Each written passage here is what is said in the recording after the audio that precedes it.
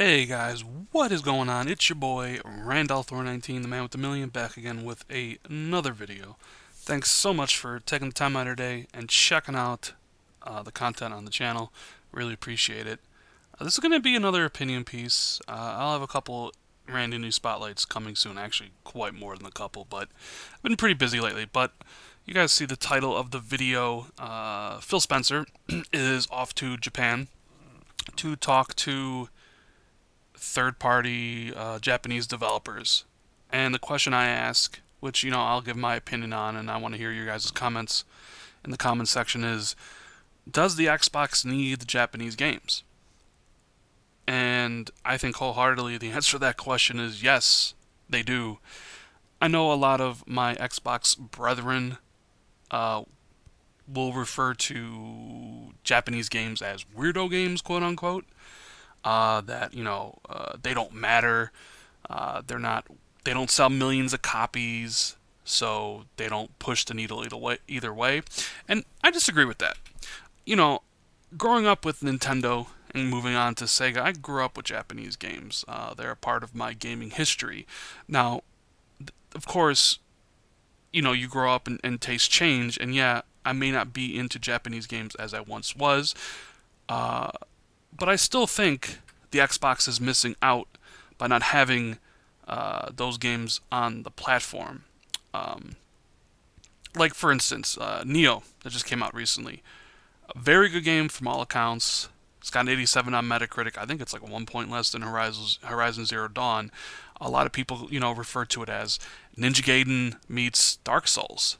And I think that game could find an audience on Xbox. And I understand why a lot of the Japanese developers, whether it's Tecmo or Team Ninja with Neo, or even Square Enix with Nier Automata, or any of those type of games, even the Tales games, like those RPGs, why they don't put their games on Xbox. And quite frankly, the answer is simple: because they don't sell on Xbox. The companies know this. They get all the data. Japanese games have never sold particularly well on the Xbox platform. And it's one of the things they tried to do last gen with the 360, was try to make the 360 an appealing place for Japanese developers to put their games on it.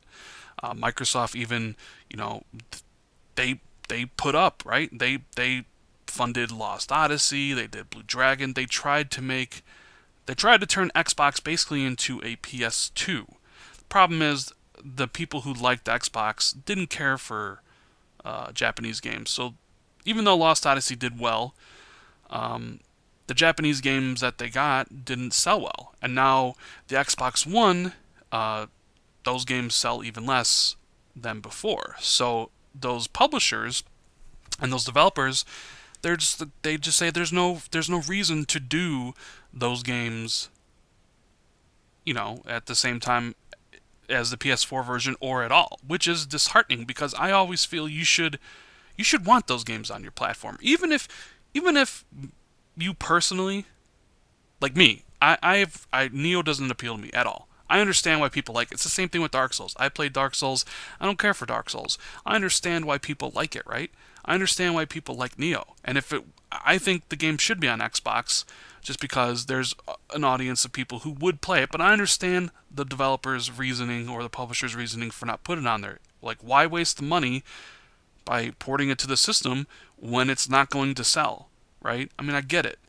But what I'm trying to say is, even if you aren't excited for the game, even if you don't want the game, you should want those games to come to your platform. And if you look at it from the console war side of things, which I hate talking about, but you basically are giving Sony de facto exclusives. It's one of the reasons why a lot of people are saying this is the year of the PlayStation, or PlayStation is destroying Xbox lately, is because those Japanese games, which are really good, according to reviews, are de facto exclusives because they're not coming out on Xbox. If they were out on Xbox, then they would be just multi-platform games, and maybe the furor around Xbox done, the tweets I get about, oh, you're on the dry box, would go away. And which is just honestly the truth. Now, Phil going out there and talking to the third parties is a good sign. It's obviously he feels that maybe the tides have changed. Maybe he needs to intervene and directly talk to some of those developers. Obviously, it's important enough to him to take time out of his busy schedule to go over there. So maybe he is trying to nip this in the bud. And yeah, at one point, maybe Japanese development was on the decline, right? I mean, we can all agree on that. At one point, nobody really cared about Japanese games. But all of a sudden, it took them a few years, but now the Japanese games are back on the incline. And if your platform is going to miss out on all those, and then suddenly those games are going to be really good, that's a hole that can't be filled by other things. So I think this is a good thing that Phil is going out to Japan to talk to those developers. Will it matter? I'm not sure. I'm not sure because what matters to third parties, what matters to developers and publishers is money. You guys know this. Straight up money. While Phil could maybe help port those games, maybe he could ease development by saying, "Hey, if you port the game, we'll pay for it. Just have it come to Xbox." Something along those lines, right? Not like a straight up like money hat, as they say, but like, "Hey, we'll pay the porting costs. Whatever it costs to get your game on Xbox, we'll pay that." Because obviously, like I said before, the games just don't. And look, this isn't a sales discussion, right? I'm just gonna talk about this. Like those games are niche, and that's just what they are, and that's fine. And they don't sell particularly too well, but those games still need to be on Xbox, in my opinion, even if I'm not gonna play them, right? And like it helps fill out the library. It helps makes the platform more viable, more vibrant. That you have different types of games on there.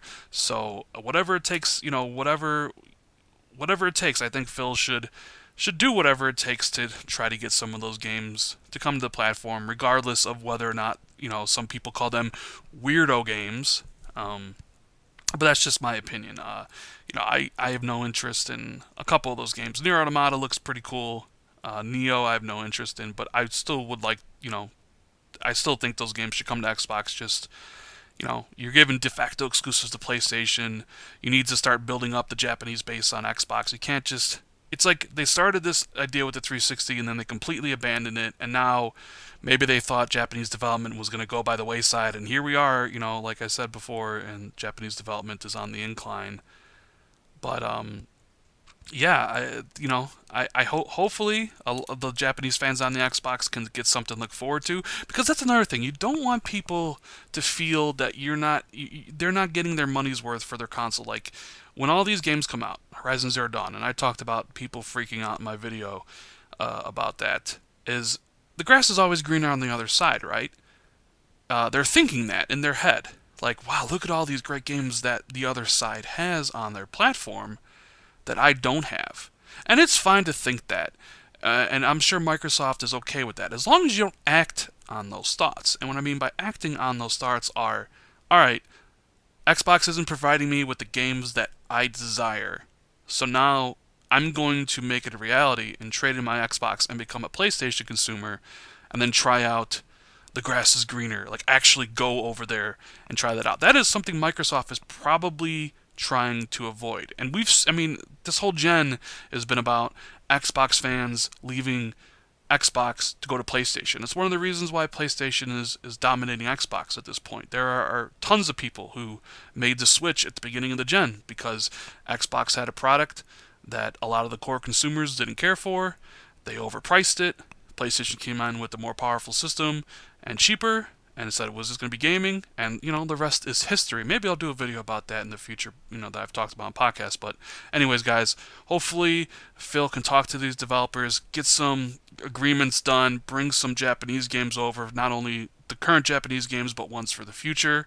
I think they're important, and I'd love to hear your comments, so put them in the comments section. If you liked the video, hit that like button, consider subscribing for more content, and I will see everybody tomorrow. Later.